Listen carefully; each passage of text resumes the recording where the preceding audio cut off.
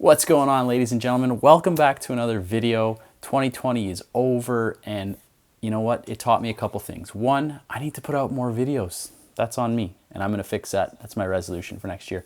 Two, I realized something was missing in the whole YouTube community, vlogging, photographers business, and it was going out and taking photos. But you guys are not here to listen to me gripe about how much 2020 sucked. You already know.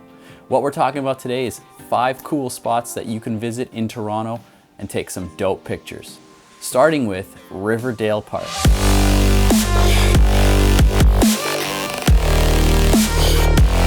Riverdale Park has potential to be an awesome spot if you want to take some sunset photos with the city skyline. And you know, if you get a fresh snowfall, you've got beautiful rolling hills of snow. Granted, they're probably gonna get ruined by kids tobogganing, but dope spot to check out.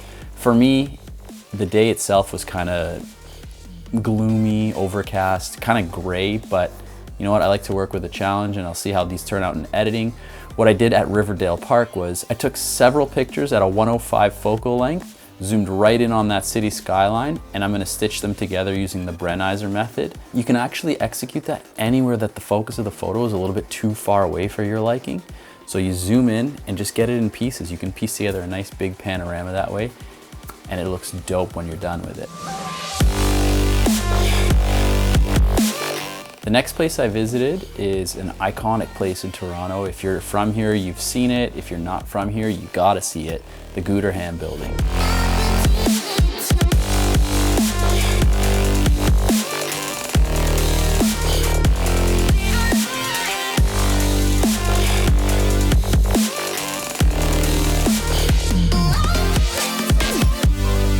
While I'm shooting the Gooderham Building, I noticed this puddle on the side of the road from the rain, obviously. What a stupid thing to say.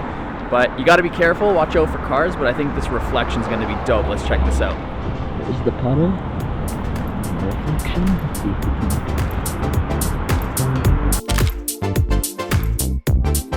The Flatiron pie-shaped building in the city, wicked. But I wanted to try something a little bit different. So if you Google it, you'll see a lot of the same pictures. And you know what? I went in and I took that same picture, the front on, you got the street, you got the whole vibe of what's going on everywhere. Yeah, it's cool, but I wanted to get some different perspectives, you know, some close-ups of like the staircase on the side or like the CN Tower in the background. This goes to my next point, is that even in this area where there is that one focal, that one hot spot that you have to take a picture of, look around, because in that area, I found a ton of other cool spots that you wouldn't even have thought to look at. So you can't be narrow-minded going into a spot like that thinking, this is the one shot I need to take, that's all I'm doing. And that's cool because a lot of people have pictures of the Gooderham Building.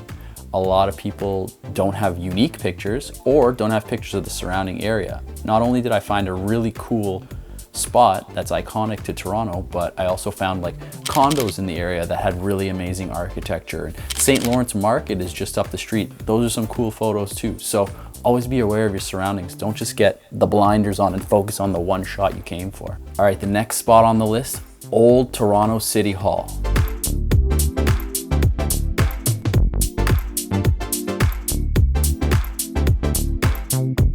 And I know you're thinking, oh, it's an old building and whatever, it's City Hall, it's boring. They just do government stuff there.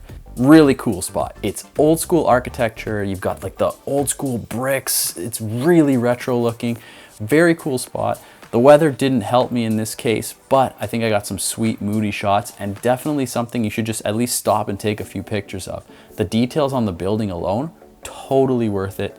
I was there for probably about 15 minutes, so it doesn't take a long time to photograph this area, but a wicked spot, and I definitely recommend it even to people who live in Toronto. All right, the next spot that I hit up was the Art Gallery of Ontario.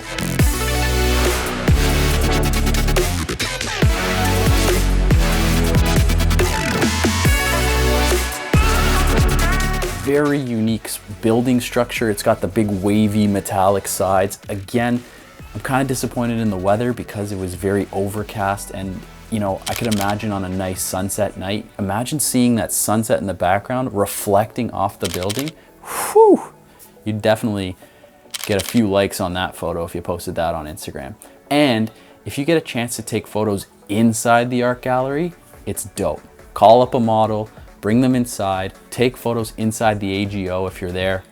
Unreal spot, interior, exterior, and it's right by OCAD, which has probably one of the most unique building structures I've seen in the city. Like a giant rectangle with giant popsicle stick, toothpick color things holding it up there. So it was definitely worth taking some photos of that too. Again, you came for one spot, you see a whole bunch of stuff. Just keep an eye out for wicked pictures when you're down there. And the last spot you guys got to check out, it's no secret, it's a wicked spot in Toronto, Casa Loma.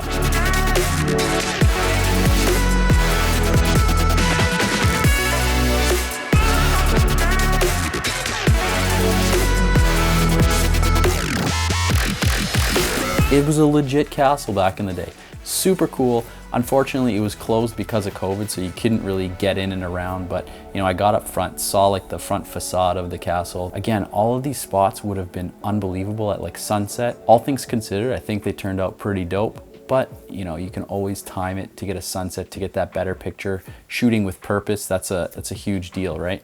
Anyway, that's enough rambling from me. Guys, if you're in Toronto, if you live here, if you're visiting, keep your camera on you. There's so many cool spots to take photos of. Even the street photography on its own was unbelievable. And if you're ever in the city, feel free to give me a call. I'd be down to shoot anytime. All right, if you like this video, hit that subscribe button, like it, leave some comments down below. I want to hear what your best spots in the city are to shoot. Anyway, guys, I will see you in the next video. Love ya.